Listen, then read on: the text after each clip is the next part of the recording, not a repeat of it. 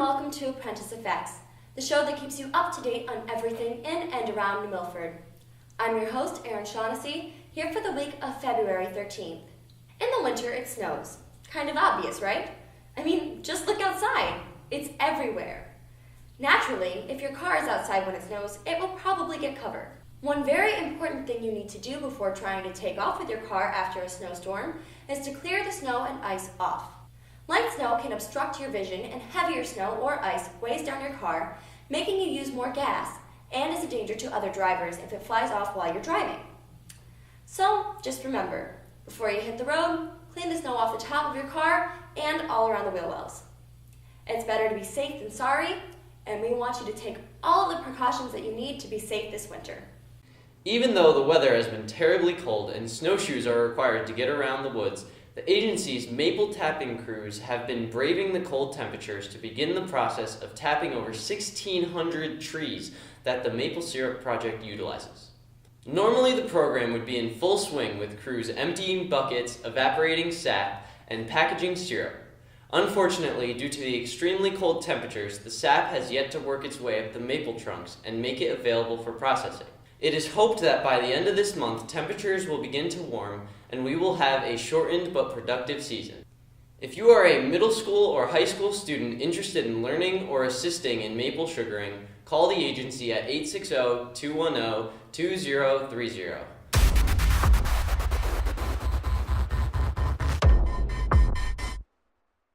Hello, Austin Hengel here for the Apprentice FX Entertainment and Technology Update.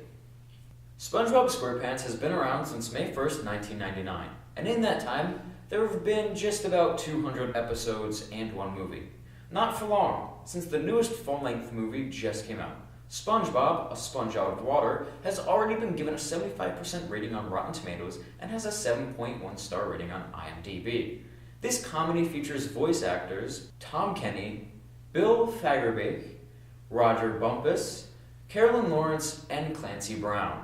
The world-famous sea-dwelling invertebrate makes his way ashore when a diabolical pirate steals the Krabby Patty formula. SpongeBob and his friends must surface to get it back. Will the gang get the formula back? Or will Krabs lose his pockets? Go see the film to find out. New Milford Cares t-shirts are now available at New Milford Hospital. New Milford Cares was created by the New Milford Substance Abuse Prevention Council to show our love and support of every single student in the New Milford Public School system. New Milford Cares is one of the many local councils in Connecticut and is a coalition of representatives from New Milford Public Schools, New Milford Youth Agency, the New Milford Police Department, New Milford Hospital, and concerned community members. Our mission is to reduce the abuse of drugs and alcohol by young people in our community and the harmful effects that abuse causes them and their families. In order to reach these goals, we offer support, positive alternatives, and prevention strategies to those in need. Stop by the gift shop with your $15 in cash to purchase one of these shirts and show your support. Today, the Youth Agency hosted Western Connecticut's other youth service bureaus. The group was introduced in the agency's facilities and spent the morning planning programming that could help the region. What is it about acoustic music that's so calming? Do you enjoy the genre? If so, come on down to the Max next Saturday, February 21st from 6:30 to 11 p.m. for acoustic night. With a $5 admission, this show features Alex Zondervan, Peter Coleman, Rodrigo Miranda, Mark Patrick, and our very own Erin Shaughnessy. Hope to see you there. February has always been considered a romantic month, and that's mostly because of Valentine's Day. Valentine's Day is one day out of the year that is dedicated to that special someone, if you have a special someone, and gives you a chance to show your appreciation and love for that person. Valentine's Day is mostly a commercial opportunity nowadays, where people are expected to spend hundreds of dollars on chocolates, roses, jewelry, and more, but not many people know the true origin of this day. While the history of the day itself is ambiguous and is even further clouded by whimsical legends, we know that the holiday's roots are in the ancient Roman festival of Lupercalia, a fertility celebration commemorated annually on February 15th. Pope Gelasius I recast this pagan festival as a Christian feast day circa 496, declaring February 14th to be St. Valentine's Day. Though we're not quite sure which St. Valentine was the St. Valentine, there were 3 to be exact, we think that one of these guys is the man behind the legend. Apparently, this St. Valentine had angered the Roman Emperor Claudius II in around 270. Here's where the story gets muddied. According to one legend, Claudius had prohibited marriage for young men, claiming that bachelors made better soldiers. Disagreeing with this decision, St. Valentine continued to secretly perform marriage ceremonies, but was eventually apprehended by the Romans and put to death. Another legend has it that Valentine, imprisoned by Claudius, fell in love with the daughter of his jailer. Before he was executed, he allegedly sent her a letter signed, "From your Valentine." Valentine's Day wasn't linked with love definitively until the 14th century, when a poem was written for a king and a queen in their honor of their engagement that linked the pairing of two doves to St. Valentine's Day. Well, even though the history of Valentine's Day doesn't exactly include singing teddy bears and small flying children in diapers shooting hearts at people, the tales behind the day are still fascinating when you think about the lengths that some people will go to ensure that love endures. I am standing in the video project's new cyclorama. A cyclorama is a full stage with no corners and provides either a white or green screen that allows the editor to place any type of background that he wishes behind it. The advantage to curved corners versus 90 makes a smoother transition so that I can be sitting in a field with mountains in the background, standing on a beach, or walking down the street. This new technology is just one more in a series of equipment and skills that aid us in producing the quality videos that we do. As technology and medicine advance in our day of age, how soon will nanotechnology allow your doctor to work from the inside? Think about that old saying from Mary Poppins, "A spoonful of sugar helps the medicine go down."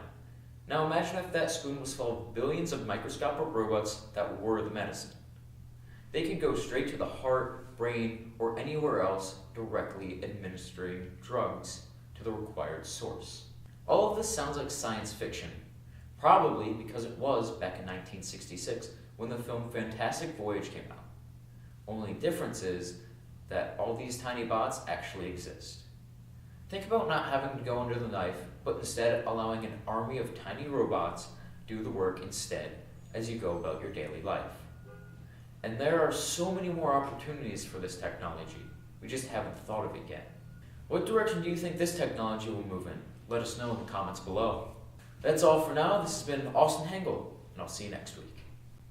On Tuesday, March 10th, from 6 to 7:30, an educational presentation entitled Bullying, a Focus on Solutions, will take place at the Max. It is an informative and interactive presentation for parents about understanding, preventing, and intervening in mean behavior. Dr. Joanne Freeberg will be speaking to help parents in learning the what's, how's, and why's of bullying, as well as tips to handle bullying and to promote kindness and resilience in their children.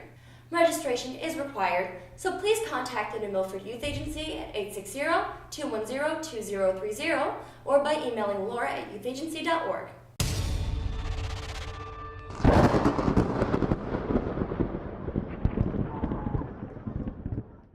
Stay tuned for your weather report on what looks to be another messy weekend with your weatherman, Duo Zhang. Based on weather.com, this Saturday will start the weekend off with a frosty afternoon and night, as 1 to 3 inches of snow will come down with highs just below freezing.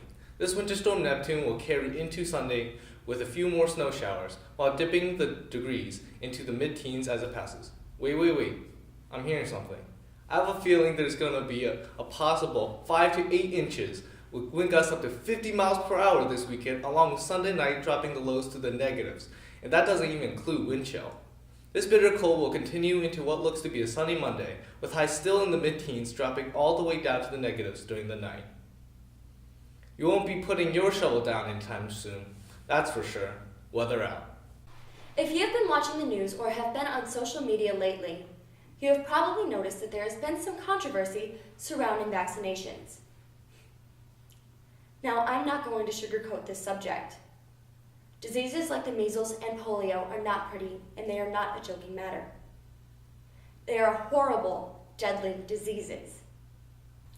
According to the Mayo Clinic, polio is a contagious viral illness that in its most severe form causes paralysis, difficulty breathing, and sometimes death. In the US, the last case of naturally occurring polio happened in 1979. Measles is a highly contagious, very serious disease caused by a virus and can cause blindness, dehydration, swelling of the brain, and if it goes untreated, can result in death. To put it bluntly, if everyone suddenly decides to stop vaccinating their kids, people will die. As proof of this, statistics from the CDC tell us that 145,000 people around the world died of measles in 2013 alone. Just because it is not widespread in the United States right now doesn't mean that it won't come back. It can, and most likely will. There is currently a large multi-state outbreak already this year that is linked to an amusement park in California. Diseases like the measles in the US have been largely eradicated because of vaccines. In 1980, before widespread vaccinations, measles caused an estimated 2.6 million deaths each year. During 2000 to 2013, measles vaccinations prevented an estimated 15.6 million deaths, making measles vaccine one of the best buys in public health. These are facts.